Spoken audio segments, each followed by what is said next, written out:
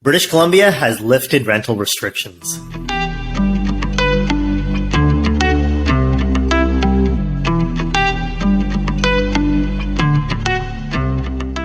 Hi, I'm Jesse Johnson, best-selling author and Greater Vancouver realtor and mortgage broker since 2006.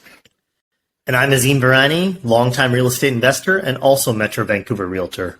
So in this episode of Own Your Life, the video podcast, we're going to cover the recent lifting of the restrictions within BC on rental restrictions and stratified properties, as well as November's sales data.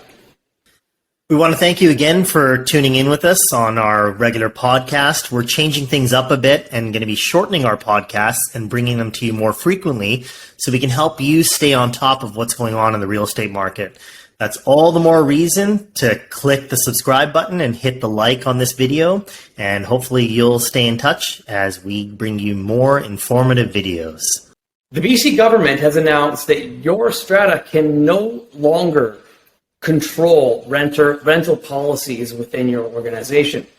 In addition to this, they're limiting the age restrictions to 55 and up, which I think is awesome. Now, this is in efforts to help, alleviate the current housing crisis. The provincial government has made this new policy. The goal is to help people find more affordable housing and help those in need that need to rent their homes. So there's approximately 2,300 units, actually 2,900 according to the Vancouver Sun, that are actually empty condos. People they're not able to rent them, and for whatever reason, they're not able to live in them anymore. That's gone. I think that's awesome. Azim, how about Airbnbs? How does this affect short-term rentals? Yeah, so the provincial government was very clear about the fact that stratas can still regulate short-term rentals, whether that's daily, monthly, etc. That's still within the power of your strata. But it's, as you said, no longer can they put these general caps on 5 or 10% of the properties within the strata being allowed at one time to be rented out. What strata still have power over is limiting age restriction to 55 and up. But what they did take away is age restrictions below that. So, for example, some buildings had a minimum of 19 plus, so you could be an adult, but you couldn't have your kids with you. And if you had a kid, that puts you in limbo. Well, I think that's a good thing now, is it's going to open up the market and open up rentals to families, who should by all rights be able to rent any place out there. Now, to be clear, these rules came in on November 21st, so they were in effect immediately. So it's not something that's coming down the pipeline. We had heard that the new premier wanted to bring this in, and it is in now, and it's in full effect. So let's just say you own a condo or townhome with a current age or rental restriction. What just happened to you basically overnight? Well, you want a bit of the lottery, especially in these downtimes when prices on properties are coming down and there's, looming recession, high inflation, etc. Well, you just got a big boost to your property value, because what it means is that the list of potential buyers out there has just expanded exponentially. We can tell you, dealing with a lot of buyer clients, a lot of our clients who are looking to potentially buy investment property, but even still looking to buy property for themselves, wanted that ability and that safety net to know that in the future they could rent out their property. Well, if you were in one of these buildings that had these rental restrictions, how tough it was, how many buyers that, drew away from your property. Now all those buyers can buy with you. Yeah, it's pretty cool. I mean, you could see equity gains of $50,000 to $100,000 overnight, or probably half already, just by removing just simply the rental restriction. So what if you had this dire need or desire to move to a larger property or to a different area, and you can't, or couldn't, I should say, in the past because of these rental restrictions? You weren't able to leave your little condo now that you've got a family and move somewhere else bigger because you couldn't rent the property out and you didn't want to give up the real estate holding. So Well, now you can, and we're here to help.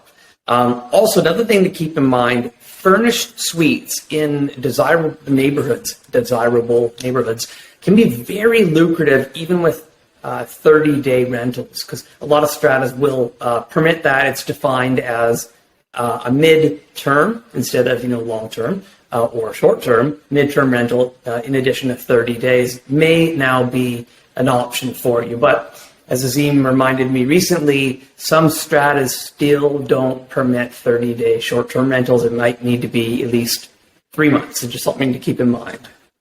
Yeah, but as Jesse was saying, that's still a viable and lucrative option. And if you're looking for help, definitely reach out to us. Our contact information is in the information below in the video. And we could advise you on the types of things you need to do to furnish your home, where to get the best stuff, what's needed, so that you can put you can put your place out as a furnished rental and earn some considerable money.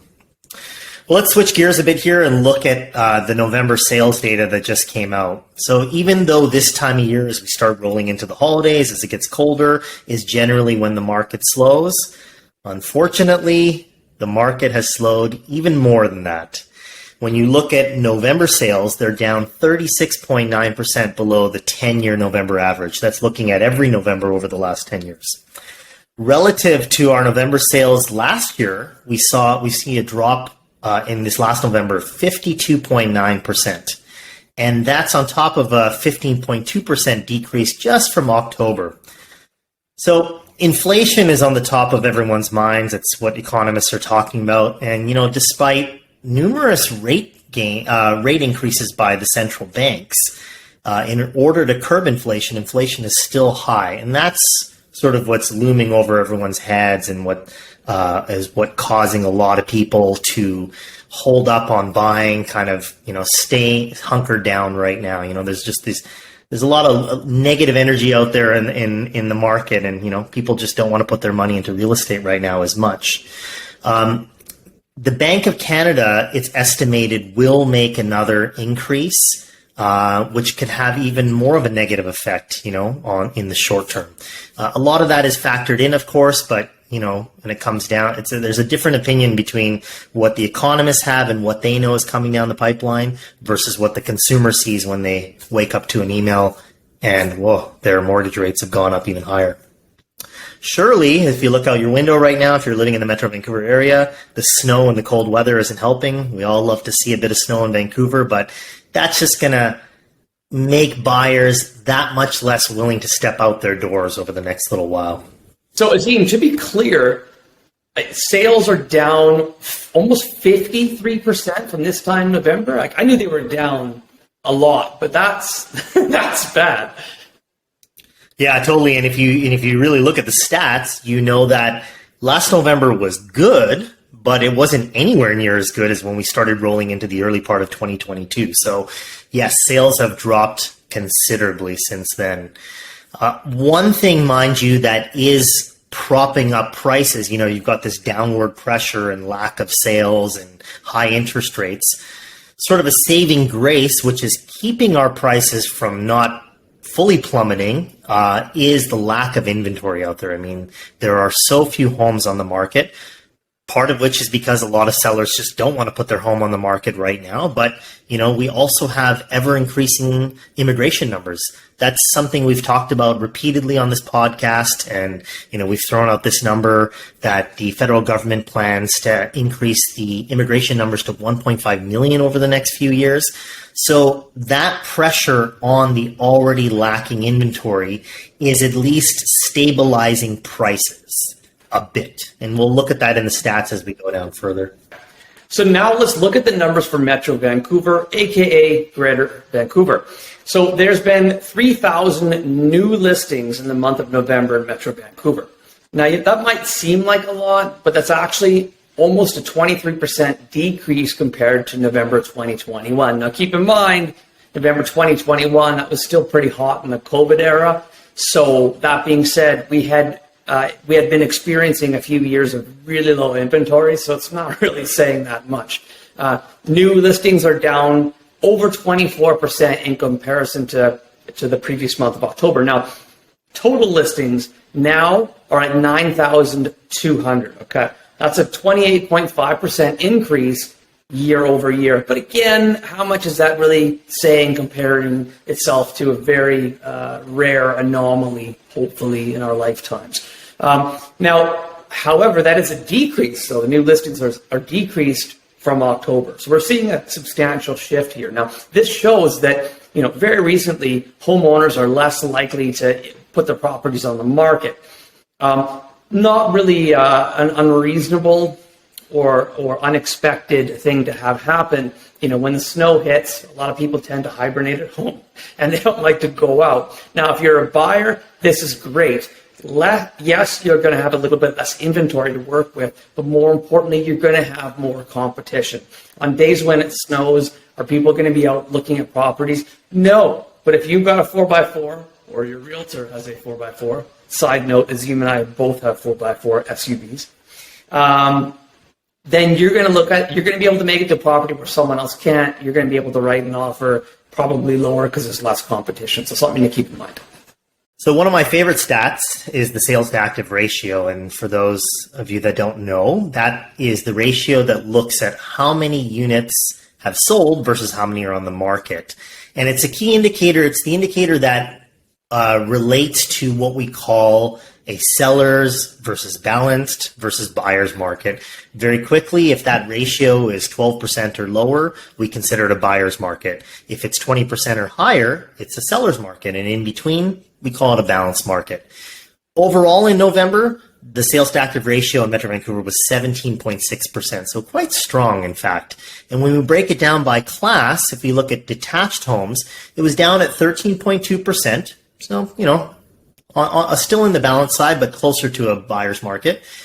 But when you look at townhomes at 19.7% and condos at a whopping 20.8%, you're seeing that those markets are still very strong, if in fact stronger than what you might be hearing on the street.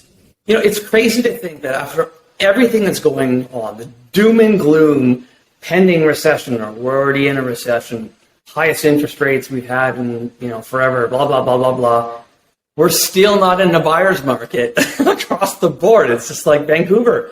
You're too resilient for this kind of stuff. Like, take a bit of a dip so people can scoop up some buying opportunities. Yeah, I mean, we're seeing a little bit of a dip from October further. So the numbers are coming down a bit, but I think that's just the Vancouver market. It's our strong Vancouver market. So let's talk about the benchmark price for Metro Vancouver. To be clear, this is all property classes. That includes condos, townhomes, and houses. That sits at $1.1 million, 31,600. Now, that represents 0.6% less than this time last year. So let's think about that for a second. Yes, the property values have come down 1.5%, but we only just now got to a point where we're actually less than we were. Everyone thinks, property values, they've come down so much. They haven't. You go back 1 year, we're just 0.6 below where we were a year ago. Very interesting to think about that. So we're down 1.5% compared to October, and a whopping 10.2% decrease over the last 6 months. But it's still not nearly as low as everybody thought and expected. And if that wasn't even the high point we saw a couple months earlier in March, technically the data would be a little bit higher. So what does this all mean? Well, it's definitely a good time to buy a home right now. Prices are down, as we discussed, and there's not a lot of competition out there in buyers. So you don't have to worry about going up against a ton of multiple offers, and in many cases, not even one multiple offer. So that's a good thing. You really have the time to research and look into the property and not make a blind decision like a lot of people were back in the springtime. Now, on the flip side, is it a good time to sell? Well, if you need to sell, the one bit of good news is that your home will probably stand out amongst what's out there because, quite frankly, inventory numbers are low. Where a lot of people are, and where it's definitely a good time to move forward, is if you're looking to sell your home and buy another home. definitely if you're looking to upgrade, like we hope most people are, as you move on in life, you want to buy something bigger, more expensive, nicer neighborhood. Well, think of it this way. Yes, your current home has come down in value, but the next place that's more expensive has come down as well. And from a percentage standpoint, overall, you're going to get a cheaper price. You're going to pay a lower differential between what you're selling and what you're buying. So definitely a good time if you're looking to upgrade your current home. Now, the big question, Jesse, do you think we're at rock bottom in prices right now? So surprisingly, the so-called bottom of the market was actually this past summer for a lot of areas. So I took some notes here. Now, the following areas hit the bottom of the market in August or September, and they've only come up since then. Vancouver West Side homes are up 180,000. Vancouver West Side condos, they're up almost 120,000. Vancouver East Side houses are up. North Vancouver houses are up almost 100 grand. North Vancouver condos are up 55,000. Richmond condos up 60 grand. Burnaby houses up $280,000. Burnaby condos are up 30,000. Port Moody houses are up $390,000. Pitt Meadow condos are up 100 grand. I mean, I can keep going on here. It's interesting because a lot of people thought the market was going to tank. Some areas are up. Don't get me wrong. Some areas are down. So it really depends on what you're looking to do, or where you're living, where you're looking to sell, where you're looking to buy. So my point is, don't get too hung up on trying to find the bottom if you're one of those people on the fence, because unfortunately, depending on the area you're looking for, you might have already missed it. So, only time is really going to tell. As the data comes out, time goes on, we're going to be able to figure out what's really going on. Vancouver real estate is a resilient beast. It's remarkable what it can withstand through external economical pressures. So, yeah. That's it for this episode. Please don't forget to pick up a copy of my best-selling book, Rockstar Real Estate Investing. You can find it on Amazon, and we are here for your questions anytime.